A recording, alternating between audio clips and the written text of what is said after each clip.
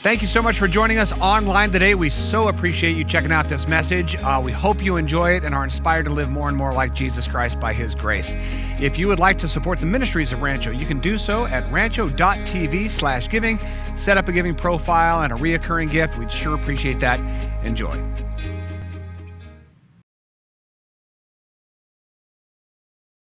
Well, hey, thank you guys for joining me today. We have Alex here. This is Monica. She's one of our volunteer pastors. She's on the board, and I invited them to be part of this journey today as we talk about authenticity, and we reimagine authenticity. And we got to spend quite a bit of time this week together talking about it. And you guys are, which I didn't even put together when I first asked you guys have some very different backgrounds. And so, Monica, why don't you tell us a little about your background, your upbringing, and Sure. That'd be great. Sure. Well, like most of us in the room, my upbringing was greatly influenced by the upbringing my parents experienced. And they actually, each in different cities, grew up in church-attending homes. But each of their fathers was, or were, really well respected in their church communities. But who they were at church was not who they were in their homes. And so my mother's father was a real Scrooge, not very generous, but in public at his church, he really enjoyed giving off the appearance of wealth and giving. My father's father, again, charming man, well respected in his church community, but at home he was the stereotypical traveling salesman. He was an alcoholic, he was abusive, and a womanizer. And so when my two parents then found one another and started to make a family, one of the things they agreed was that they were not going to engage in the hypocrisy that they had seen in the church. And so the home I grew up in was godless. Yeah. We weren't atheists, but we had no time for religion. Yeah. And Alex, you grew up in a whole different atmosphere. Yeah, I mean, it's almost, backwards. Just flip that coin over, flip and that over. was me. Like, my parents grew up in an irreligious home, both of them, and when they decided to start a family, they decided to go to church. And so I was steeped in the church. I was born into the church. I went to kids camp and youth camp and private Christian school and the whole thing. Anything you can think of that a church kid should be a part of, that was me. And my parents did that for all four of us kids. And that's just how I grew up. I grew up in the church with churchy stuff. Did you do choir? I did choir, but I didn't really like it. Choir was the one church thing I did in third grade because my parents figured out that they could drop my brother and I off at the local church. Yeah, there's some good good. aspects of Free church. babysitting. Yeah, I love it. and so that's actually where I first heard the gospel, was learning to sing Christmas hymns. That is so funny. Now with these upbringings, you guys both had views of things. Your view of Christians, I'd love to hear your view, and your view of the world, as we call it, right? So growing up in that way, when you get into high school and middle school, all that, like, what was your view of Christians, Christianity, and how did that affect you? Pretty much a waste of time. My brother and I were taught to be thinkers and push back on pretty much everything, which included my parents, actually. Yeah. But and to stand on our own in my house, if you couldn't take care of yourself, it was, so sad, too bad. And so.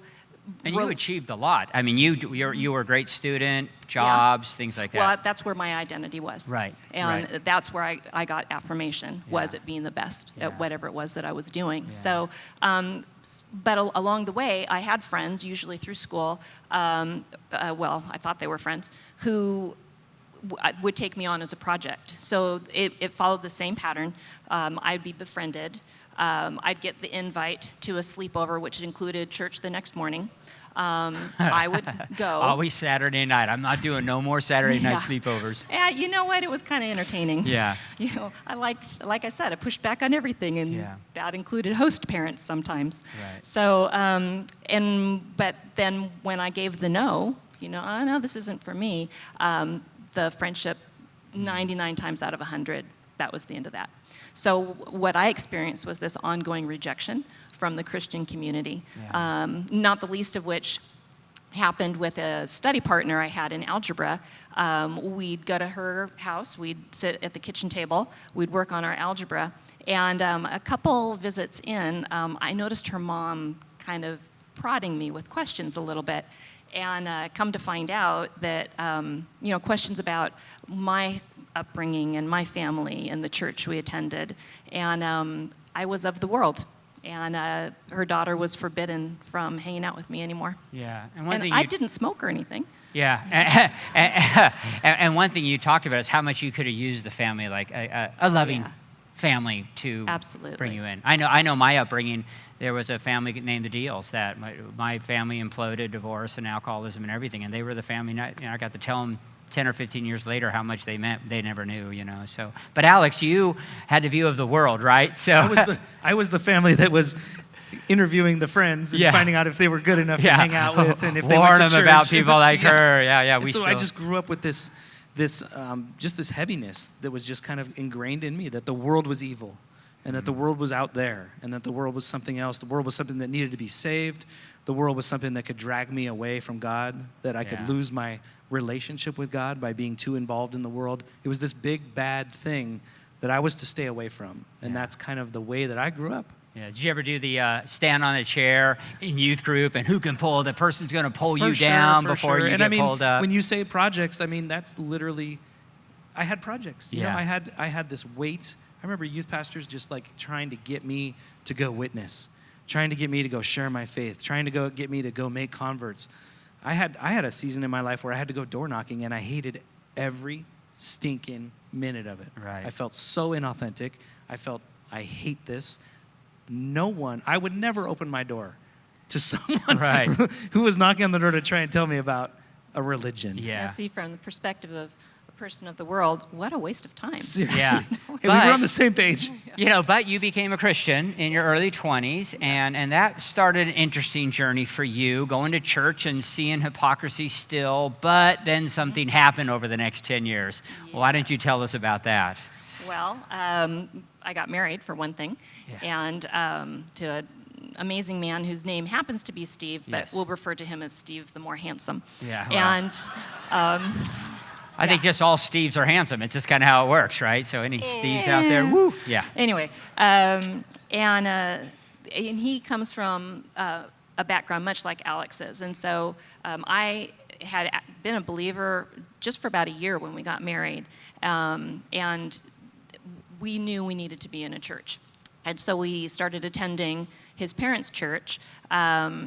This was after trying to attend the church that he had found in our college town, where I was completely rejected because I hadn't come to know the Lord the right way. But as a married couple, we found a church that was more welcoming, and there was still, a lot of doing. The experience I had with God at conversion was a lot about love, and but this was now my family. This was the family of God. And so I not only drank the Kool-Aid of do it right, I got really good at making the Kool-Aid.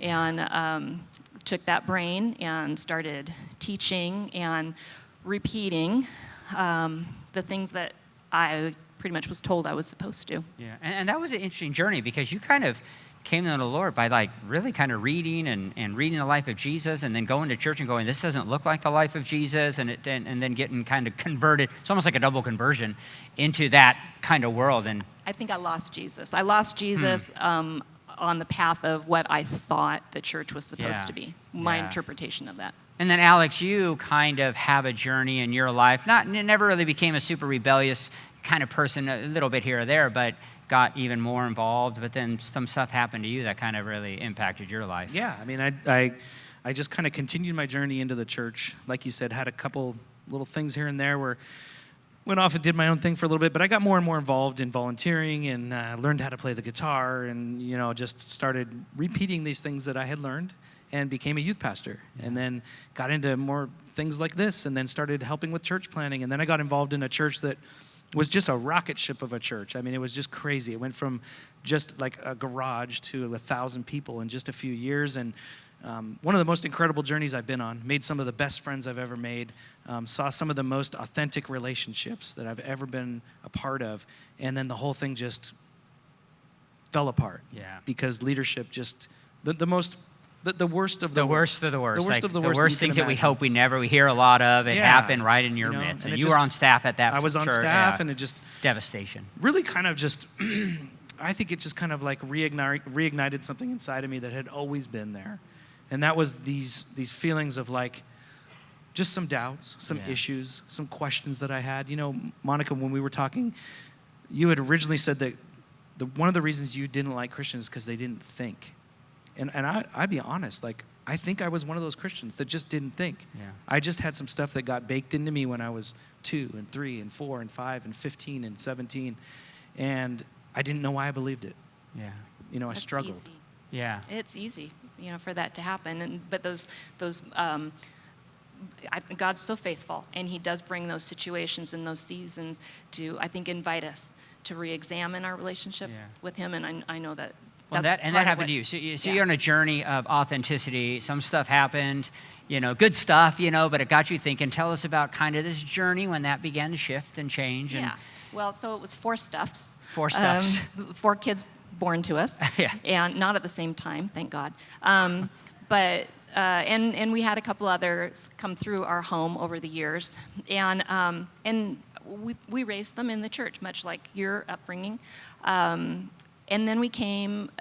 There was one thing though; they were definitely our kids because they were thinkers. Yes. And I know your kids, and they are definitely thinkers.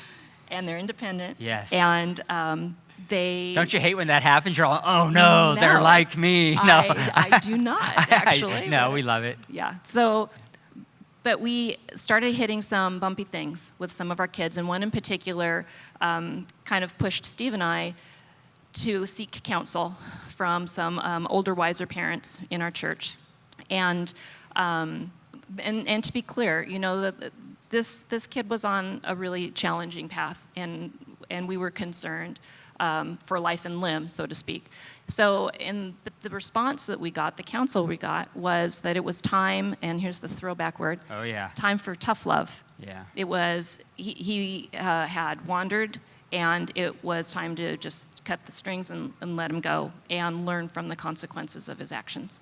That Steve and I wrestled with that. I went off to pray one day about it and what our relationship should look like. And I suddenly became aware that I had become a Pharisee and that I had laid that on my kids. And all I could think about was that where Jesus talks about not putting a millstone around the neck, anyway. Yeah. Anyway, I found myself asking the question, what does love look like in this situation to this kid and my other kids? And that began a journey that hasn't stopped. That's been quite a few years ago. Yeah. And you, just through yours, things changed for you too. You kept involved in church. I mean, you had all the reasons to bail, but you kept there. But you started getting passionate about certain things. Yeah, and I think it's very similar to what does love look like? We had this conversation. It's like, I think I asked the question, like, what does Jesus look like in my own life? And I don't think Jesus looked like some of the things that were baked into me as I was growing up. Yeah. And so I had to really wrestle with that stuff. And I feel like I've come out the other side a little bit, like just a lot more secure in my faith, a lot more secure in some of the things that I believe about Jesus, and very excited about the life that He calls me to. Yeah. And even in that, and I want to thank both of you, because even you, this week when we spent time together, you talked about even in that church, it was so community-focused and you loved, it was still feeding the Kool-Aid. And I think from that, it opened you up to be you. And we read similar things.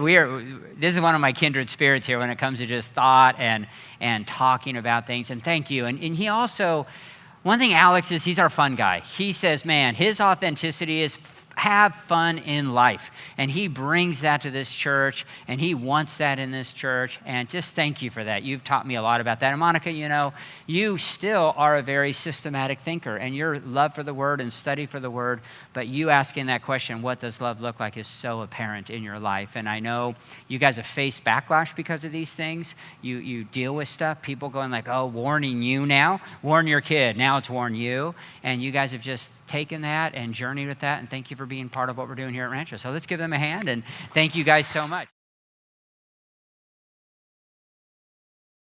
Authenticity is not easy. Authenticity is not easy to grab hold of and to really live the way you want to live and be who you really are. And it really struck me last week. I was at VBS last week, and I think I was around 650 of the little human beings that are just authentic. Right? The one kid that grabs the water gun and just takes off running, give me that back. No! I'm like, well, he's being himself, right? And as you get older, that begins to change. Because last week, there was also like 100 adventure guides, and those adventure guides are teenagers. I don't think teenagers feel as free to be who they are as the little munchkins do, right? All of a sudden, they have things to worry about. School, sports teams, family, and church. I remember 20 years as a youth pastor, you would kind of challenge kids. You'd always hear this idea that, oh, they act differently at school than they act at church. So the challenge was, don't be a hypocrite. And then probably 15 years into being a youth pastor, I realized, what if where they were being a hypocrite is actually at church? What if who they really were was what they're at school? And when they come to church and they hear like, you should act like you do here, there. I mean, what a difficult situation and journey to be in. And it doesn't get any easier as we get older. We think we're more free to be ourselves, but we're probably not when you become adults. Still a lot of pressure, right?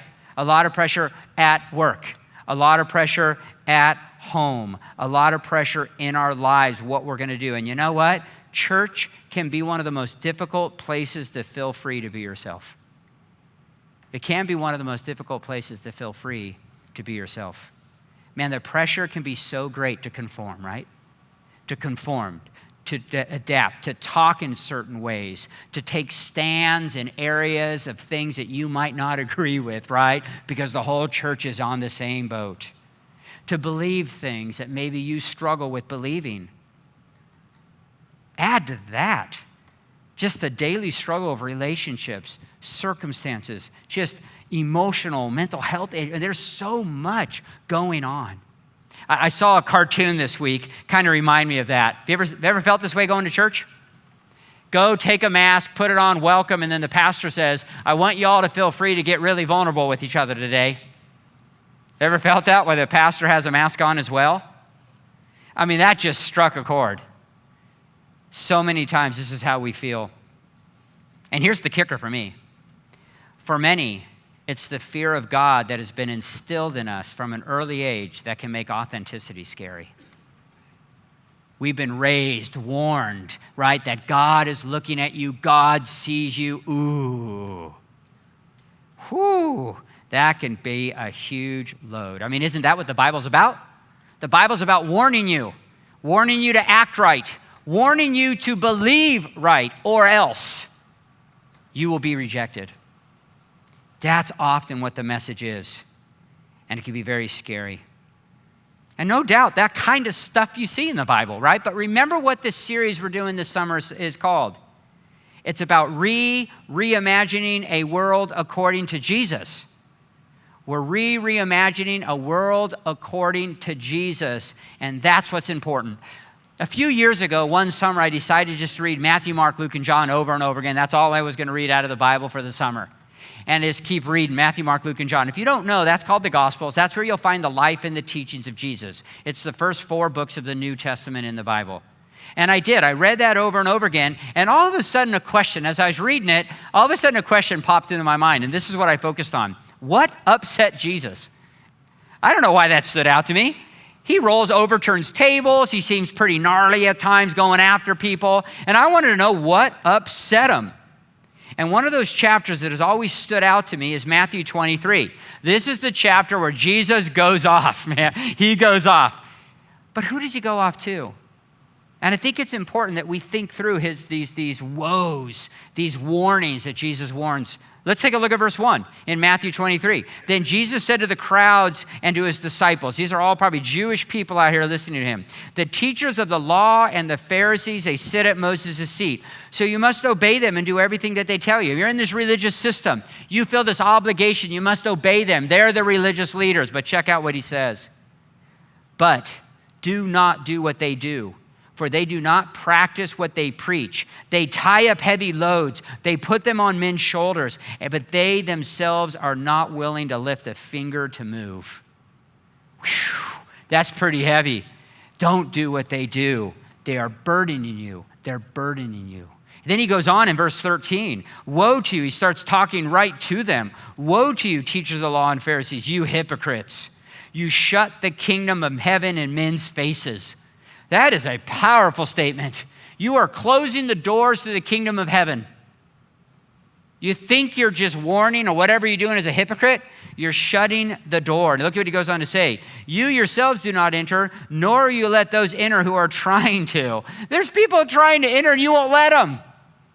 You won't let them. So many rules, regulations, and hoops to jump through. And when they do come in, you travel over land and sea to win a single convert, and when they become one, you make them twice as much a son of hell as you are.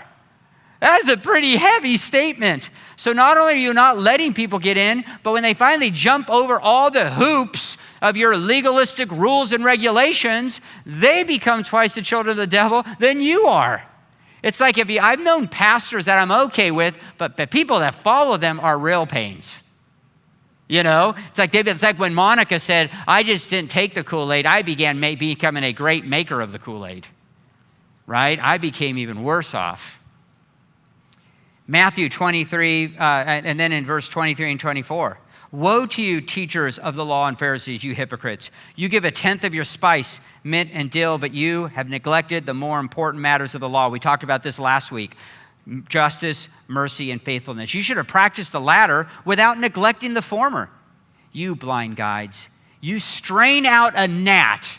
You look at these laws and rules and regulations. Oh, you all must follow this. You must do this. But you swallow a camel. What's he saying? You are more about the law than love. You are more about holding people accountable to this stuff than helping and caring for them. That's a pretty heavy accusation. And in Matthew 23, 25, woe to you, teachers of the law and Pharisees, you hypocrites.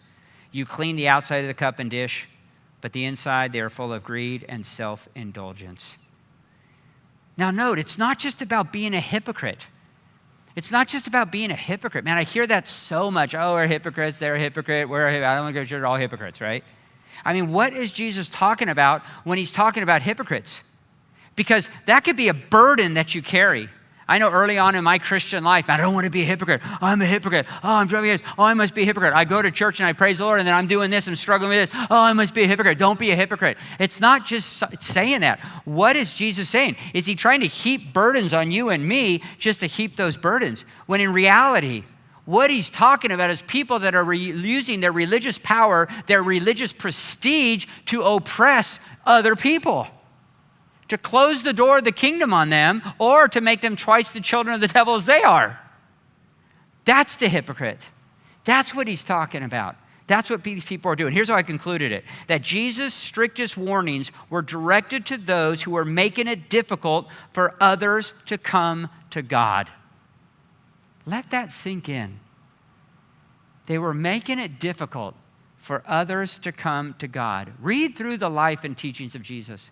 Read through when he begins to rebuke or challenge. It is always to the religious leaders. It's to those that are making it difficult for people to come to God. And the early church, I think, started to grasp that. In the book of Acts, in chapter 15, they had a council because non-Jews were coming into the church. What do we do with these Gentiles? They haven't ever been in the church. Now they're coming in as followers of Jesus. What do we do? And they concluded in Acts 15:19, it is my judgment, therefore, that we should not make it difficult for the Gentiles who are turning to God. Let's not make it difficult. And you know what? I personally don't think that's stuck real well over the years.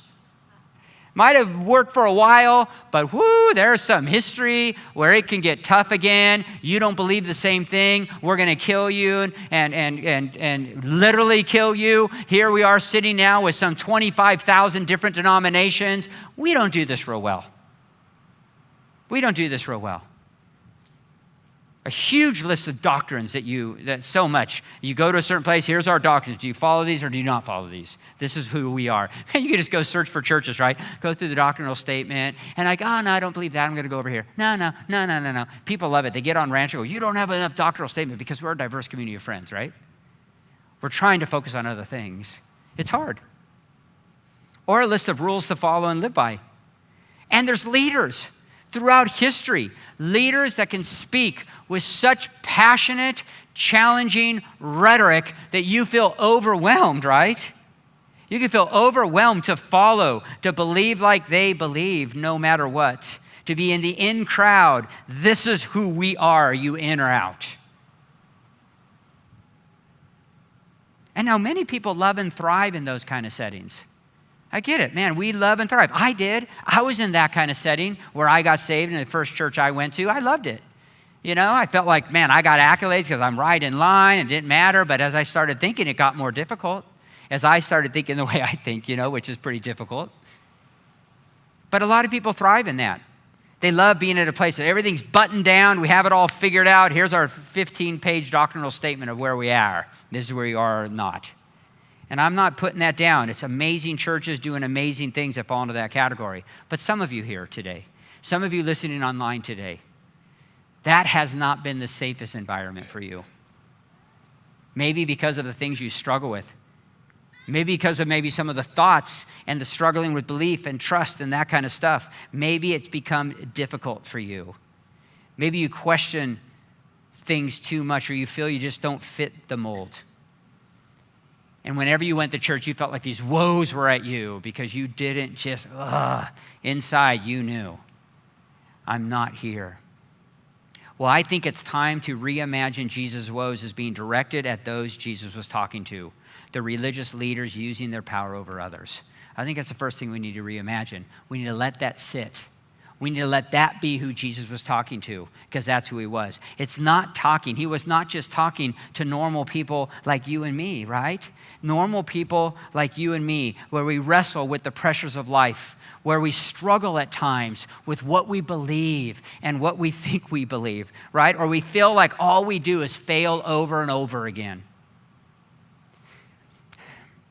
Okay, I got to step back because I misspoke. I don't think those woes are talking to you, but I do think he's talking to me. Here I am today, spewing out my rhetoric to you. Are you buying it? Are you taking it? Every week we get up here and do it. I do think he's warning me. I need to take those woes seriously. I'm the one that can make it hard for you to get to God or not. Because we come ready to listen, and this is how we do church. I understand that. And you know what? I'm often told by people that I don't warn you enough. I make it too easy. There's too much love and grace going on around here. What about the woes? Well, we talked about the woes. And I get challenged that I need to be more like that. But you know what? That would not be authentic of me. I'm just going to be honest with you. That would not be authentic of me for me to do that. Number one, it would make me feel like who Jesus was talking about 2,000 years ago. And I don't really want to be that person. I don't want to be that person. But because you know what? I wrestle with the pressures of life as well. I wrestle with the pressures of life as well. I struggle at times with believing in what I believe. Oh, you don't want to know what goes on in Steve's head. What I'm thinking of when I wake up at 2 a.m. And you know what? I oftentimes feel like I'm failing over and over and over again. But here's what I want you to hear today. This is my authentic self, as authentic as I can truly be honest with you today. I feel in the midst of that so accepted and loved by God, that's what drives me every day. I feel so deeply accepted, at love, and at peace with God. It is not the fear of God that drives me. I'm just going to be honest. I don't feel a fear of God. I try. Think of the seraphims, and they're looking at, rah! And they're screaming in front of the throne room of God, rah! What if they feel it? And I just go like, I just don't got it. The love of God seen through Christ has so changed everything I think and how I think. That's what moves me the most. And I cannot be authentic if I just don't share that with you. That's why I'm stuck on grace and mercy, justice and love. That's why. Because that's what gets me. That's what moves me. It's the love from God. It's the love from God. I made sure I said that. It's not my love to God that drives me. It's his love to me. That's what drives me. And you know what else? It's love from many of you out there that are part of my life. That's what gets me. The verse that sticks in my head is Matthew 11, verse 28. Come to me, all who are weary and burdened, I will give you rest. Take my yoke upon you and learn from me, for I'm gentle and humble in heart, and you will find rest for your souls. For my yoke is easy and my burden is light. That's the message I hear from Jesus every day of my life. In the midst of my struggles, in the midst of my feeling like a failure, whatever it might be, I'm not driven by the fear of God. I'm driven by his love. I am driven by love. And how I desire Rancho to be a place where we can just live free, right? Live free right here on the shirt. That we can live free, so trusting and believing that we're loved and accepted by God, that we can then love and accept others right here, right now, while we're at. Someone sent me a text. Oh, I knew I was going to look at this right now, and I shouldn't have. Oh, no, I got 5 more texts in the meantime. No, just kidding. He quoted this: the revolutionary thinking that God loves me as I am and not as I should be requires radical rethinking and profound emotional readjustment. Woo! I got that after last message. The radical revolutionary thinking that God loves me as I am now, not out as I could be. I've heard that so much. Just to rest and be right here today. And then do good together. Come together in that love and acceptance, and now go out there and do good and change the world. Can you imagine a church where we can be authentic, take our masks off, and trust we are accepted and loved just as we are? Can you imagine that? I want to. I want to. I hope you do too.